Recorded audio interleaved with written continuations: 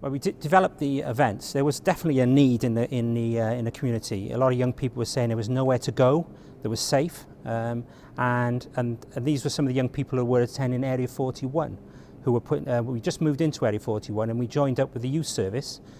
Si was working for the youth service, Si Joshua, and we also had Tracy Downs there, who was working for Vibe Experience, and myself, I was working for Vibe Experience, and other people like Claire Barnett and Tara Morris. So we worked with those young people and Lennis from the music workshops to come up with some ideas, and we started the Vibe events. They took place in here in the Memorial Hall on a monthly basis on a Friday. They involved a lot of people to help us out. We had around about 25 staff, and without those staff we couldn't have run the events. Considering that we had up to from anything between 500, and the biggest event we had was 1,050. So it's a huge event. The police also came along and provided us with funding to have special events, and we had artists like Sway and Big Brothers who at special times, like to reduce crime, on, for instance, the firework events, and also Halloween. And they were very successful. A lot of young people, they used to come to area in a week, and then you find out and the girls would be getting together talking about what they were going to wear, and so it'd be a planned thing. The boys would be talking about what they were going to sing maybe. So people were planning over a long period of time before the event came up. They weren't just turning up at the event; they were turning up dressed, really well. The boys less dressed, the girls very dressed. So it was something that they were really looking forward to.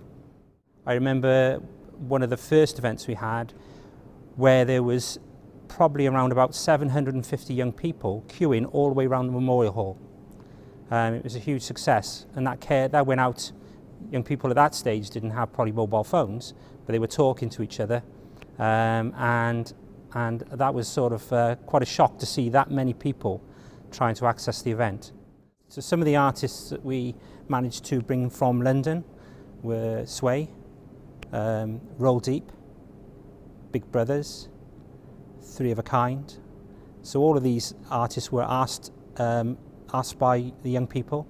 They would sort of phone up, text, and ask us to try and book them. They're very expensive, but once we had them on stage, they would really sort of increase the numbers, and young people can meet them afterwards as well, which was a big bonus. So I think it was something like a one-off really in many ways. I don't know if it could happen again like it did, because it needed so many people to come together to make it happen. And I was lucky to get that friendship from so many other people who gave up their Friday evenings and their time with their family to make it happen. I think one of the spin-offs from my work in Vibe, and especially this event, is that some people have gone on to do bigger things. I was standing with Si at the Barry Island doing an event, and a man came up, said that if it wasn't for us and being able to use a camera, he wouldn't be working for the BBC now. So things like that happen. They just happen randomly.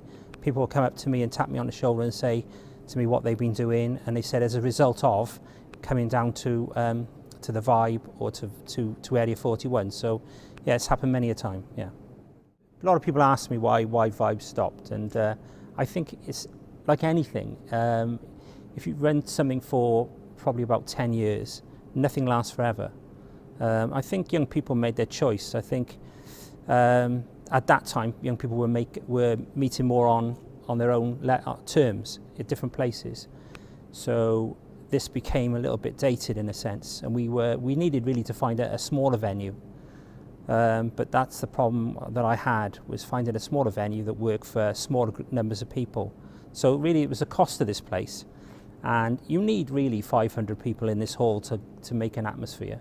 So it was a number of things really hitting us at once, and we just felt that we've done it. We've done 10 years of providing a really good activity, safe place for young people to meet, and I just had the feeling it was just time to finish.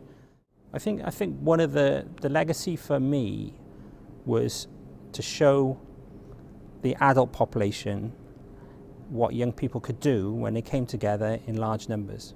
Everyone's sort of saying don't do it. it's difficult, it could be dangerous, you know, but what we found was when young people get together and what they can achieve, and also what people have achieved from it as well, like people like Anthony Ham and others that have moved on and used and from the Vibe. I just feel that people refer to as a regular thing to say, I wish we could do what you did. Do you know what I mean? So I think it's a case of people look for doing that again, but whether it will happen, I'm not sure. But I just think it's good to see how young people behaved and what they achieved when they came together as a large group of people. When I look at the Vibe Facebook site, people are talking of fond memories, they're joking, they're laughing at each other, but it's with respect, and I think that's really great, that people have grown up in a large community that generally respect each other, and I think it's so much different from some of the stories you hear about social media nowadays.